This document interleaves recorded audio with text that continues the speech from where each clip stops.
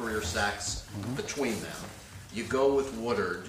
What put Woodard over the edge among that group? What did he do in preseason and camp that impressed you guys? I think just obviously we kind of picked him up late at the end of the year last year, and probably more just from a physical standpoint, from a size sort of standpoint was what initially we brought him in.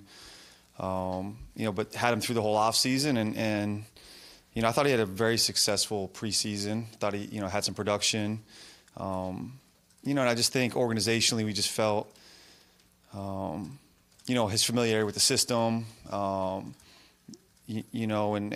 And I think Adam just believes in that, in guys that are part of the guys in the practice squad, that they're not just here to practice, that they're developmental players, and they're guys that are, again, we're training in the system day to day to fill those roles for us. So I think just at the end of the day, he's worked hard to get to where he is and to earn his spot in the team through the preseason, through the whole off season. Really, again, I didn't have a ton of familiarity with him when we first signed him at the end of last season. So I think since he's been in the building, he's done everything right. He's worked hard. He's a big body. He's kind of slippery. He's got a little knack for kind of finding things. Like he had some production, like I said, in the preseason. So I think he's earned that opportunity to have a shot. We've heard a lot going back to March about rotation and playing away using the defensive line.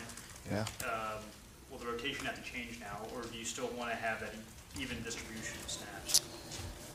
Yeah, both. I mean, the rotation changes week to week. I mean, there's certain times you like better matchups or guys you want to play more or less, and sometimes the flow of the game dictates. I mean, this is obviously a week where you have to be careful substituting anyways, with this offense, and they're going to try to catch you with too many guys in the field and some of those things they like to do. So even if we were sort of had the same people we had last week going into the game, I mean, we would have to change our substitution strategy this week because they make it difficult to do some of the things like that. So, we train all our guys to play. I mean, that's an ideal world. That's sort of the way we can do it if we can get to quick subs and roll in groups. But, they get stuck out there. I mean, they're going to have to play ball for us. So week to week, I mean, that strategy changes. And again, sometimes it's about matchups and who we want to get a little bit maybe higher workload.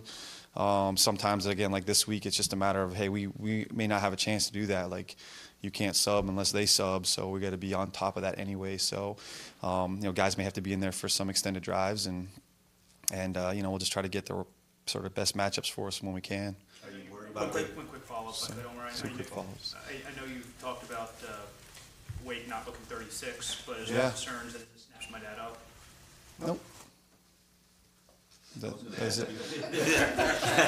I was going to ask you about, that's along that question, but I'll switch to Kiko Alonso. Okay.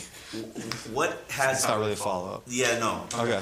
What has been different about his game that we've seen that has pretty much explains why he's second in the NFL in tackles right now? Is he? Oh, I didn't know that. Kiko's been playing well for us. I think just... And I would say last year there was probably he had some, I'm not sure if he was as comfortable just sort of in a big picture thing. He was flopping some positions, some of the guys around him. He had some new faces. He was dealing with some residual injuries with the hand thing from the year before and those sort of things. So I feel like a lot of that stuff he's kind of put behind him. He's kind of had, at least with Raekwon particularly, they've been working together, throughout the whole offseason as sort of a unit, and with, Chase and Bake and some of those guys we've been working in. So I think he's got that. There's just been that longer familiarity and comfort level with those guys and what they're doing together as a unit. He's probably a little bit healthier coming into it. So, I think, I felt like he had a pretty good season our first year here as well. Obviously, had a lot of production for us. So I think he could probably just getting back to those sort of flying around ways. He's coming a lot of ground on the field. I mean, he's going sideline to sideline and getting to the ball a lot and showing up. So, I think he's probably just feeling healthier and feeling a little bit more comfortable with everything that's going on around him. Is there a strategy to getting the best out of Kiko? Yeah, did I? No, I don't think so. I mean, I think he's self-driven. Kiko, he's he's sneaky. I don't know how to word that. You know, he's stupid like a fox. I mean, he kind of, you talk to him, sometimes he seems goofy and aloof, and you know, you guys around him spend some time with him, but he's really smart and he's really dedicated to preparing.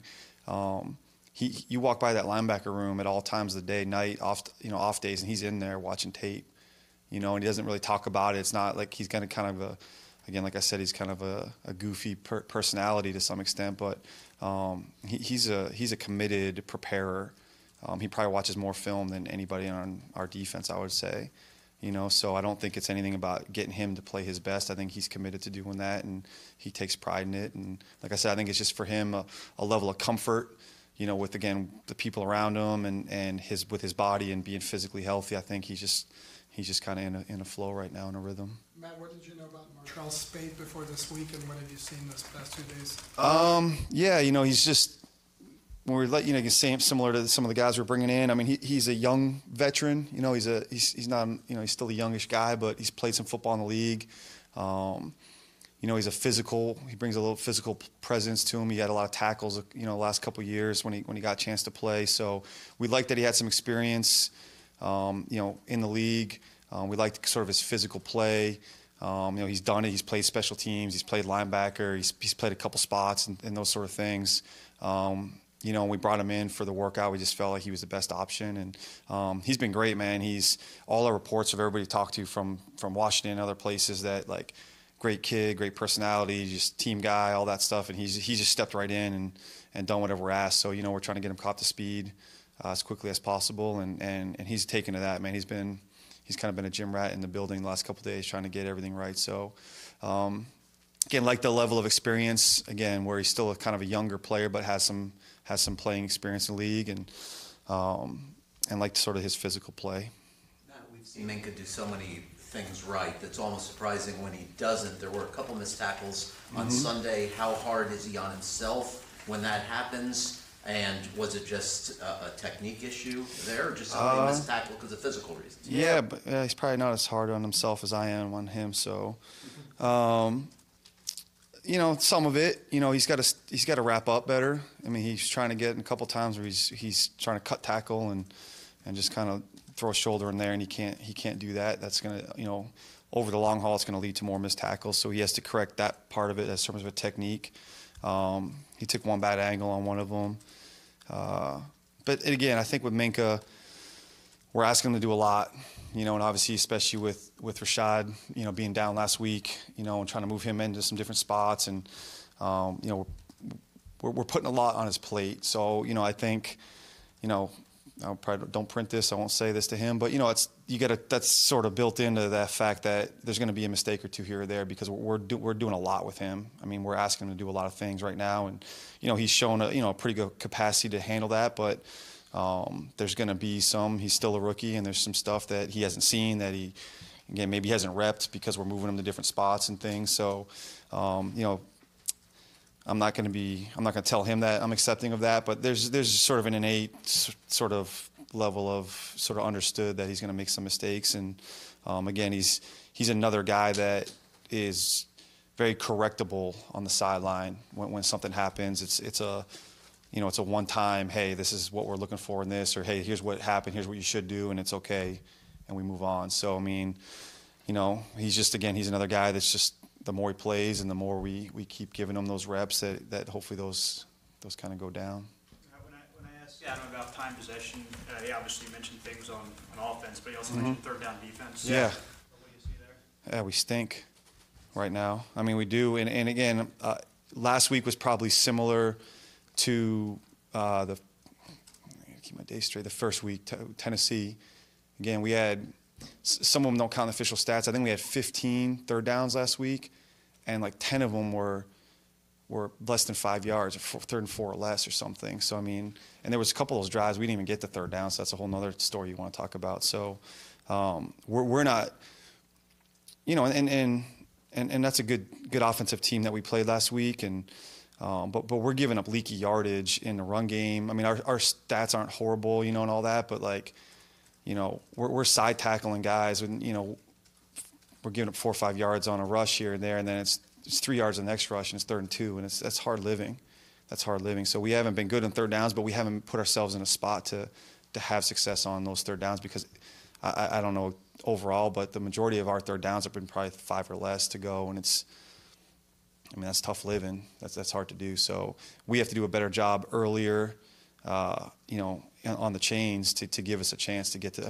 Some of the stuff we want to do and get our guys rushing and give those guys opportunities to do those things. We have to get them to those situations where we can cut those guys loose a little bit. And it's hard to rush a quarterback when it's 3rd and 3 and the ball's going to be out in 2 seconds. So we have not been good on third downs, and we have to be better. If hey, it's 3rd and 4, we got to get a stop. We have to get off the field. Last week we obviously didn't help ourselves with a couple penalties and some stuff that kept drives alive. Also, when we did get third down stops, we can't do that either. But so we have to be better on third downs. That's definitely an area of emphasis this week. But we have to help ourselves by trying to give us a little bit better, put us in some better spots earlier in the chains. Yeah, it's easy. All right, fellas.